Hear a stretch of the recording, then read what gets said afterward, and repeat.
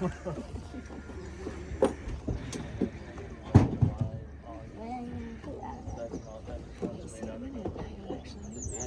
everyone. Good morning. How is everyone today? Good. All right, my name's Ethan. I'm joined up here by Sage.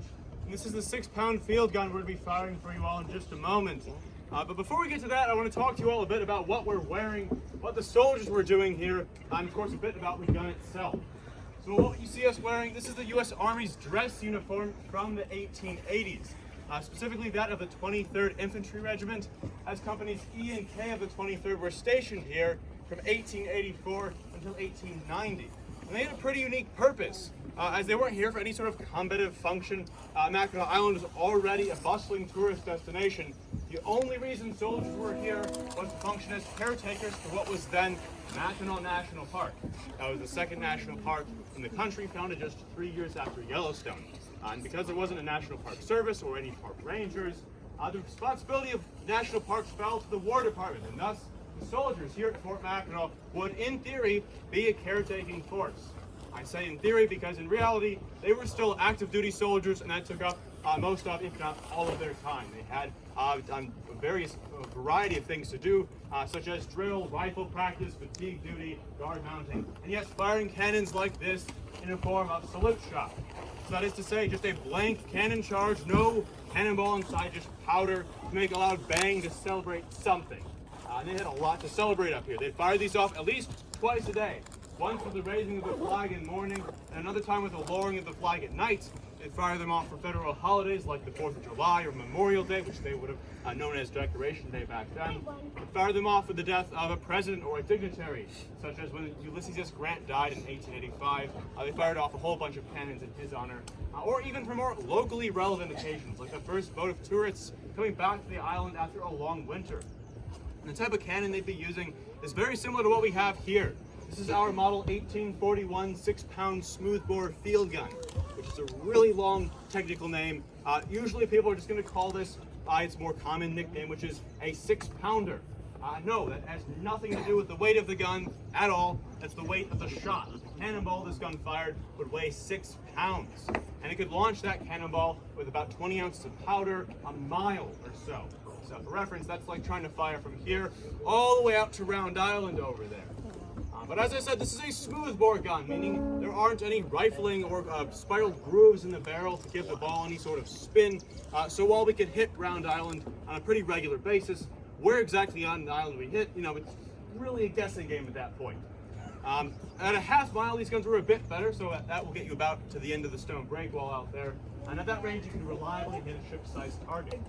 But for when these guns were fielded first in the 1840s, these were pretty good pieces of artillery.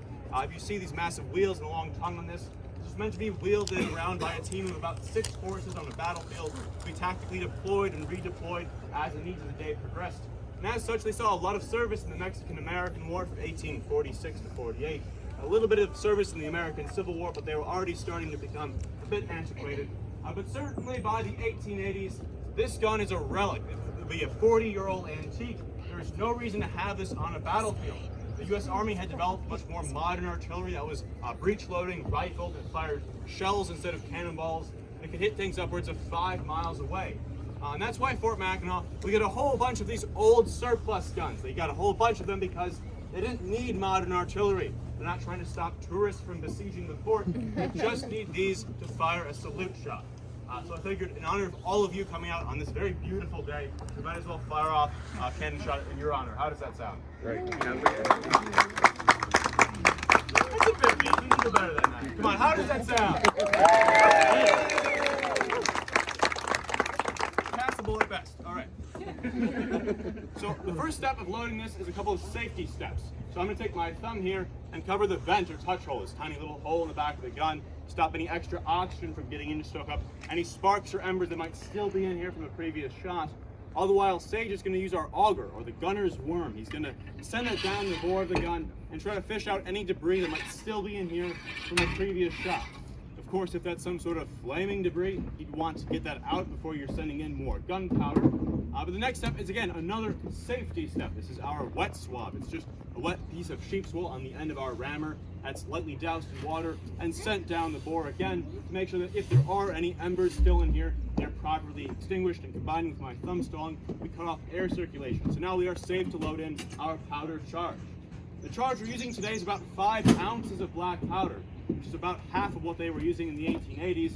We find that 10 ounces is a bit loud, a bit excessive. There's a tendency of spooking horses downtown, which of course we don't want. So 5 ounces is a good enough load to give you an idea of how this gun works without risking any of the carriage tours. But when that's loaded down here with our rammer, the gun is officially able to be wielded to the wall in its firing position.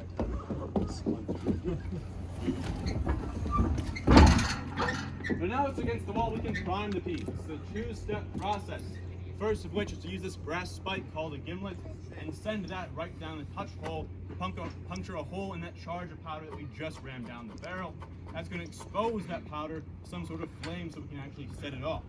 And the ignition device we're using today, it's the same sort of thing that we're using in the 1880s, and even way back to the 1840s when these guns were first fielded. That's called a friction primer. It's a little brass tube filled with gunpowder.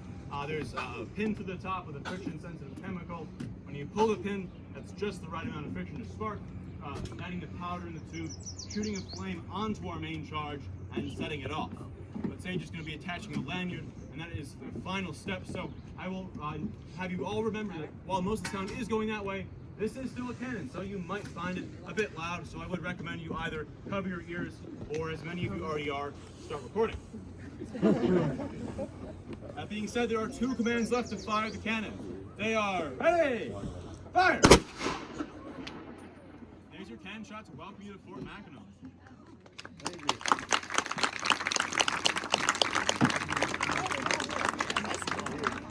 Our next demonstration will be our People of Fort Mackinac walking tour. It'll be at 12 o'clock down in the parade grounds in the center of the fort.